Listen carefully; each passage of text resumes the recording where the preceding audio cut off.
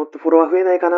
もっとみんなから認められたい。こんなことを思っている方に見ていただきたいです。はい、こんにちは。なりきり読書チャンネルの京介です。今回の登場人物と紹介本はこちらになっています。この動画では登場人物の悩みに対して、この本に書かれている重要な3つのポイントを適用して、登場人物の悩みを解決していく動画になっています。皆さんもこの登場人物になりきって考えてみてください。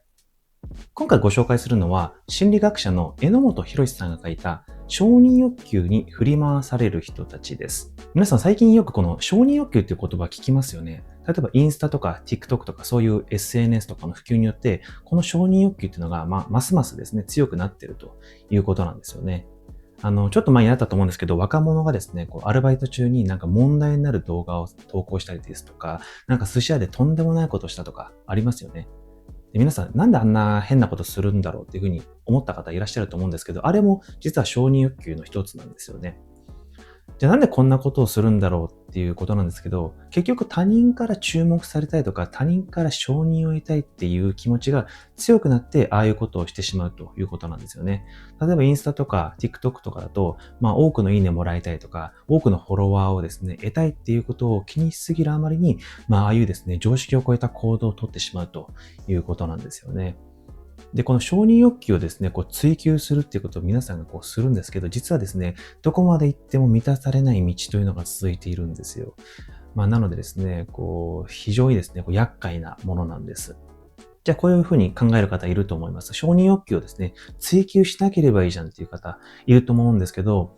このですね、我々のこの社会の中で生きていく上では、やっぱりつながりっていうのが非常に重要なんですよね。なので、この承認欲求っていうのも、一つですね、重要な要素になってきてしまうわけなんです。なので、捨てることはできないんですよね。ただ、承認欲求を求めるあまり、他人の評価に依存しすぎるのは良くないよということなんです。はい。で、今回ですね、そんなですね、承認欲求が強くて、日頃からストレスを抱えてしまっている登場人物、こちらを紹介していきたいと思います。はい、今回の登場人物は、かなさん30歳女性の方です。かなさんは大学卒業した後に広告業界で働いてるんですよね。で、仕事ではいろんな方と関わって仕事をしてるんですけど、クライアント、上司、同僚とかいらっしゃいますよね。で、その中で仕事を依頼されることがあると思います。この時に基本的にノーということができないんですよね。なので、結果的にこの仕事の量がどんどん溜まってしまっていくんですよ。で、そうすると仕事の質も当然低下しますし、当然、納期がですね、遅れてしまうと、周囲の期待に応えられないということが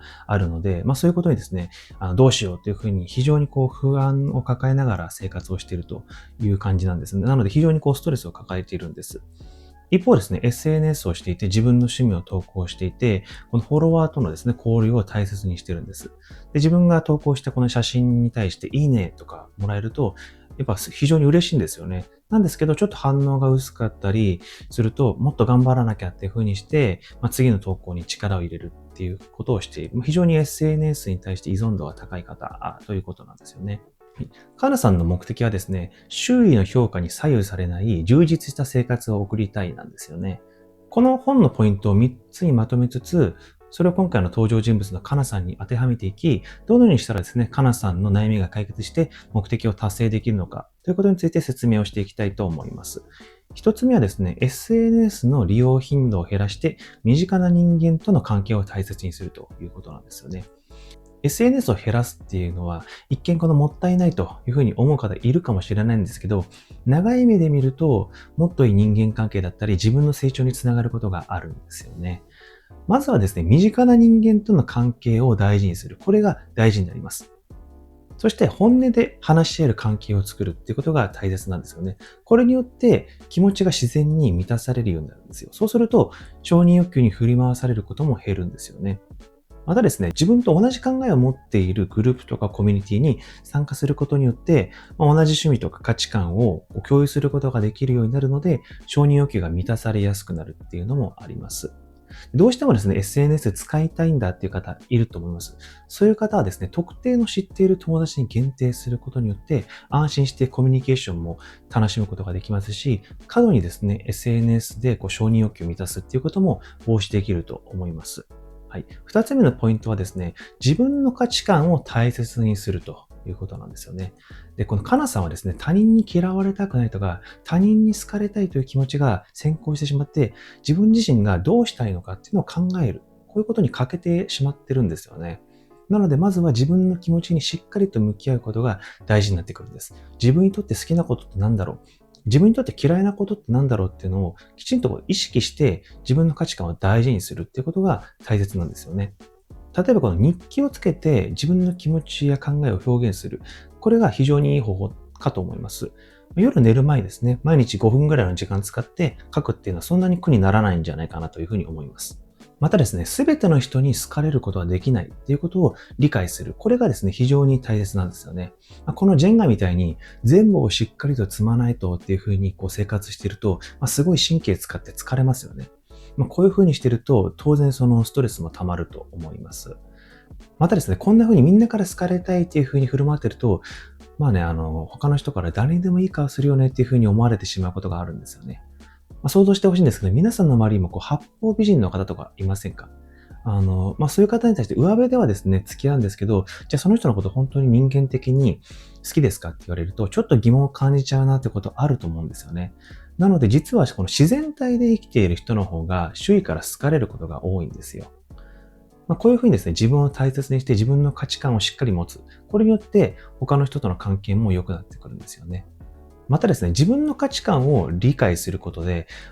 相手の価値観を尊重しやすくなるっていうメリットもあるんですよ。なんでかというと、自分がですね、何を大事にしているかっていうことを知っていると、他人がですね、異なる価値観を持っているときに、それを受け入れる心の余裕が生まれるんですよね。これによって、より良いコミュニケーションが生まれるということなんです。はい。で、この自分を大切にすると実はね、運も良くなるっていうことがあるんですよね。これに関しては、こちらの動画で詳しく説明しているので、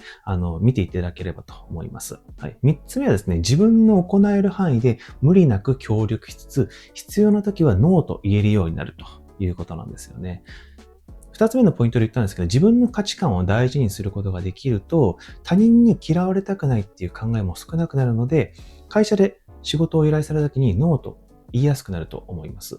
例えば、自分の仕事に余裕がない場合に、今は忙しいんですよと素直に伝えることができるようになるかなというふうに思います。ただですね、いきなりノーというのはやっぱり大変なんですよね。なので、少し時間をくださいとか、ちょっと考える時間いただけませんかっていうことを伝えることが、いい方法なんじゃないかなというふうに思います。その間に、考えることができるので、冷静にですね、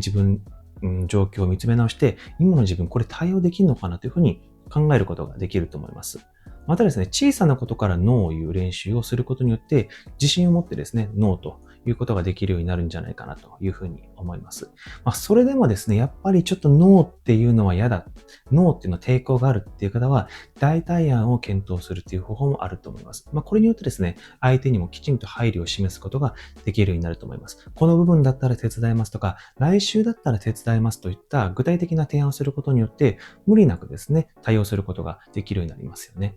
このようにですね、自分を大切にしながらも、相手に配慮したコミュニケーションを取ることによって、職場での人間関係も良くなりますし、仕事の量も自分でコントロールできるようになるので、ストレスを軽減することが可能になると思います。はい。なりきり読書チャンネルいかがでしたでしょうか？承認欲求っていうのは誰にでもあるものなんですよね。特に若い世代の方は承認欲求にかなり依存してしまっているので、たくさん苦しんでいる方がいるんですよ。で、私たちも実はその例外じゃないんですよね。なので、この承認欲求っていうのをどうやってうまく付き合っていくのかってことを学ぶことは非常にやっぱり大切なんですよね。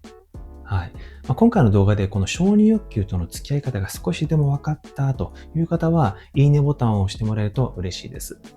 で、コメント欄を使ってお悩みをご記載していただければ、今後の動画配信のテーマにもしたいと考えております。で、皆さんがですね、今回のかなさんと、同じような悩みを抱えてしまった時に、このチャンネルの動画がきっかけで解決のヒントにしてもらえれば、私にとって何よりの喜びでございます。ぜひチャンネル登録をしていただいて、いつでも見られるようにしていただけるとお役に立てると思います。はい。それではまた会いましょう。